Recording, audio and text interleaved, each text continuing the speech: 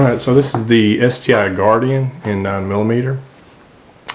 It has thin Coca-Cola grips, grip safety. Shot it 200 or 300 times. The trigger is not bad for a factory trigger. It could use some work. So I'm going to guess that's about 4.5 pounds or so, maybe 5.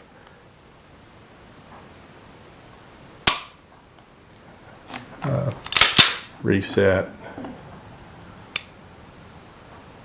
Okay, just, you know, it's okay. Has a flat top side on it, and we'll see if we can find out what the trigger pull is.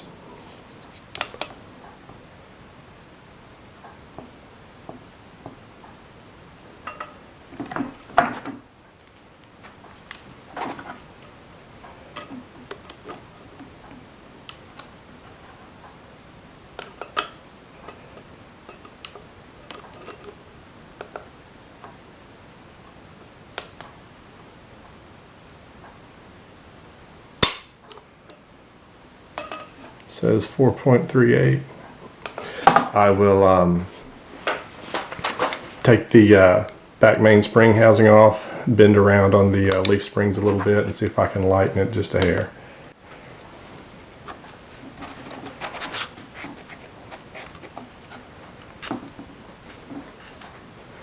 So that's the mainspring housing.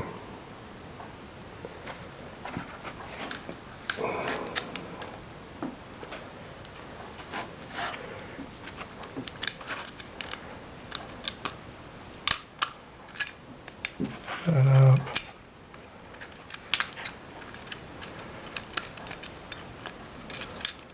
And there's the leaf spring. So we'll bend one of these here on the left. We'll bend that back just a little bit, and maybe just a tad on the sear spring. Not too much. It won't reset if you bend it too much, but we'll see if we can get it to decrease the trigger pull maybe by 1/2 pound or so. Okay, so after we've bent the leaf spring back just a little bit, let's see what kind of trigger pull we get. Should be a little bit less.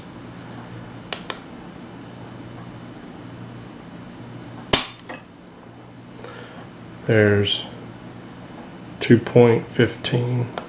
And what I'll probably end up doing is replacing the guide rod, taking the recoil master out, putting just a solid guide rod in, putting a magwell in with a mainspring housing, probably all one piece here, either a Dawson or a Smith Alexander. Single stack's kind of hard to hit. It's not very beveled. It's as beveled as they can make it without having an add-on mag weld on it. So anyway, this is where we are right now. It's about 3 pounds 4 ounces, and our reset. There's that. I've not even adjusted the over travel screw yet, so I've got a little bit more to do to it. I'll probably put a fiber optic front sight on it.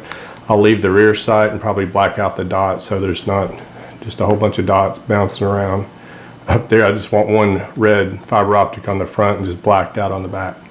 So I've installed a Smith Alexander mainspring housing and magwell. That's all one piece, and it came a little bit oversized, so I had to fit had to do some work on it to get it to fit up flush, and so it gives me a little bit larger opening to hit.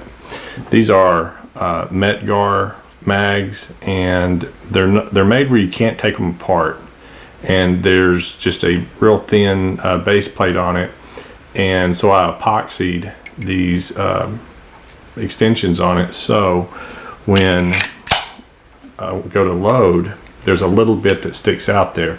If this isn't on there with the mag weld, then it's concaved and you can't really get enough palm up there to get it to seat reliably. But these are drop free.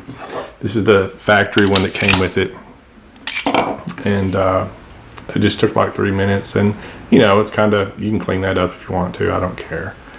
Doesn't bother me.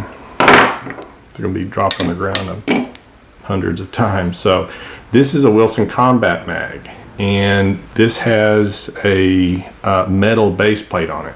So if you get this type, make sure that you've got enough clearance here for this tab to fit.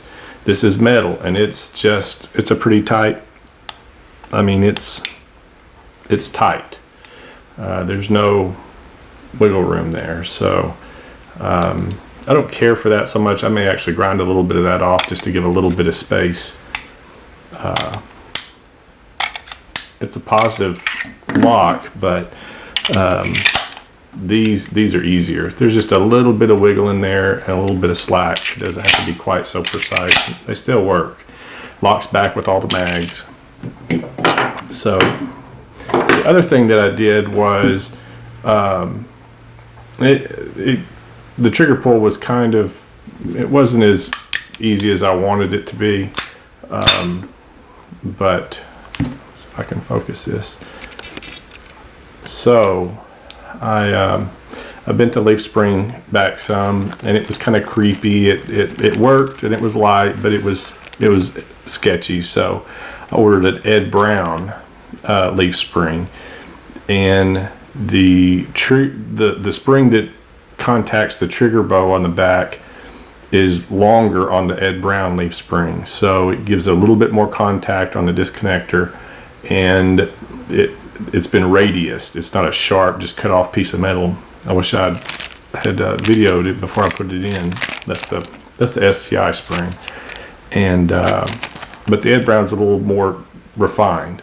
So I put that in, bent this one back just a little bit, and it actually it's better. It could use probably some polish work on this here. So that's it.